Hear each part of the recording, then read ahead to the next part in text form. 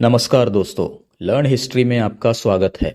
1761 में पानीपत के तीसरे युद्ध में अहमद शाह अब्दाली के हाथों मराठाओं के हार के बाद मराठा साम्राज्य का वर्चस्व खत्म हो गया। इस युद्ध में मराठा साम्राज्य को बहुत नुकसान उठाना पड़ा। कई सारे मराठा योद्धाओं को अपनी प्राणों की आहुति देनी पड़ी थी।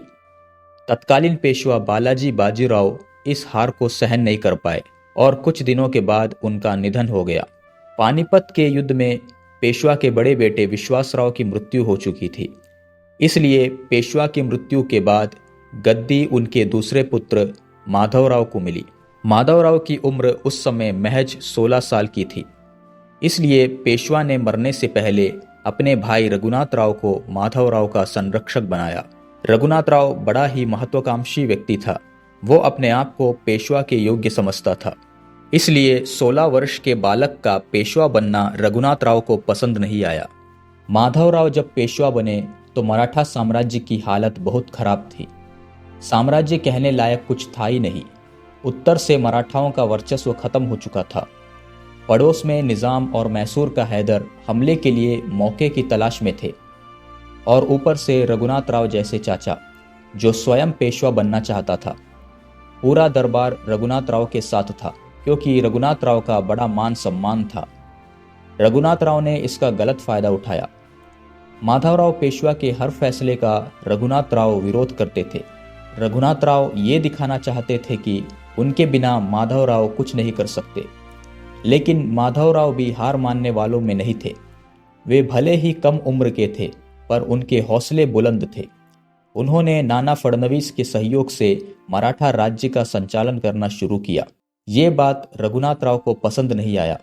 उसने अपने पद से इस्तीफा दे दिया, तो उसके साथ पूरा मंत्रिमंडल ने भी इस्तीफा दे दिया। उसे लगा कि अब माधवराव हार के उसके सामने घुटना टेक देगा, पर माधवराव को इस सब से कोई फर्क नहीं पड़ा। इस बात से रघुनाथ राव और गुस्सा हुआ और उसने माधवराव को सबक सिखाने के लिए निजाम का सहयोग लिया। निजाम और रघुनाथ राव की सेना ने मिलकर पेशवा पर हमला किया। माधवराव अपने काका से युद्ध नहीं करना चाहते थे, इसलिए उन्होंने रघुनाथ राव के समक्ष समर्पण कर दिया और पेशवा की पगड़ी रघुनाथ राव को दे दिया। पर राघोबा ने पगड़ी स्वीकार नहीं किया। वो ये दिखाना चाहते थे कि ये सब वो पेशवा पद के लिए नहीं कर रहे हैं। रघुनाथ राव ने माधवराव के साथ मिलकर राक्षस भुवन में निजाम को परास्त कर दिया। 1764 में माधवराव मैसूर के मुहिम पर गए।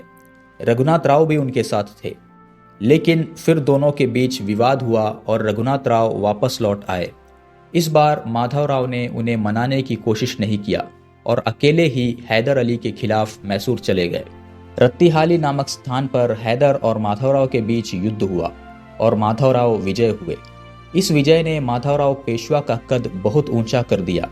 1767 में दूसरी बार पेशवा माधवराव ने हैदर अली को पराजित किया। दक्षिण भारत में अब मराठा शक्ति वापस दृढ़ हो चुकी थी। उसी दौरान अंग्रेज अफसर मास्टिन वसई में ब्रिटिश फैक्ट्री खोलने के लिए पेशवा से इजाजत मांगने आया, पर पेशवा ने इजाजत देने से मना कर दिया, क्योंकि वे जानते थे कि अंग्रेजों का असल मकसद राज्य हड़पना है। माधवराव ने अंग्रेजों के साथ किसी भी प्रकार का संबंध रखने से साफ मना कर दिया। दक्षिण भारत में मराठा शक्ति को दृढ़ करने के बाद माधवराव की नज़र उत्तर की ओर थी। वे एक बार फिर उत्तर में मराठा आधिपत्य स्थापित करना चाहते थे। उत्तर में मराठा शक्ति पुनर्स्थापित करने की जिम्मेदारी पेशवा ने महादजी शिंदे को सौंपा। 1771 में महादजी शिंदे ने दिल्ली पर मराठा ध्वज लहरा दिया। एक बार फिर उत्तर से लेकर दक्षिण तक मराठाओं का डंका बजने लगा। 10 वर्ष पूर्व पानीपत में खोया हुआ सब कुछ मराठाओं ने माधवराव पेशवा के कुशल नेतृत्व में वापस लिया, पर दुर्भाग्य ने मराठा साम्राज्य के दरवाजे पर फिर दस्तक दिया। पेशवा माधवराव टीबी की बीमारी से ग्रसित हो गए। उन दिनों इस बीमारी का इलाज नहीं था। 27 वर्ष की अल्पायु में 18 नवंबर सन 1772 में महान पेशवा माधवराव का निधन हो गया। वे एक कुशल प्रशासक के साथ ही एक वीर योद्धा भी थे। वे काफी न्यायप्रिय शासक थे। इसके साथ ही वे नम्र और उदार भी थे। उनके 11 वर्ष के शासन ने मराठा साम्राज्य को पुनर्स्थापित किया था। अगर वे अल्पायु में ना चल बसे होते तो अंग्रेजी हुकूमत भारत पर कायम ना हो पाता, क्योंकि माधवराव पेशवा के बाद मराठा साम्राज्य वापस बिखरने लगा और हिंदुस्तान में कोई और साम्राज्य नहीं था जो अंग्रेजी हुकूमत को टक्कर दे सके।